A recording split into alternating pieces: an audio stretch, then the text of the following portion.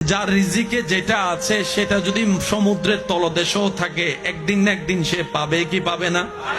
আর রিজিকে যদি না থাকে চোখের সামনে হাতের নাগালে থাকলো সে কখনো পাবে? এই বিশ্বাস যাদের আছে আপনি রাস্তা বন্ধ করে দিচ্ছেন কেন তার জন্য? এমনও তো হতে পারে সে আপনার বন্ধ করা রাস্তার উপর যদি রবের উপর সন্তুষ্টি থেকে ধৈর্য ধরার মতো ধরতে জানে, আল্লাহ তার তকদিরে এরকম 10টা রাস্তা কিনার তৌফিক তাকে দান করে দিবেন। একটা সময় জীবন এমন গিয়েছে এক বেলা খাবার জুগাইলে আরেক বেলা নিয়ে টেনশন করতে হতো। আজকে সে ভাইয়ের ঘরের মধ্যে দেখেন বাজারের অভাব নাই, ফ্রিজ ভর্তি বাজার আছে, পকেট ভর্তি টাকা আছে। জিজ্ঞেস করুন, উনি বলবে আমি পরিশ্রম করেছি, রবের উপর ভরসা রেখে করেছি। সুবহানাল্লাহ। আমি কখনো হার মানি নাই, আমি কখনো ব্যঙ্গে যাই নাই।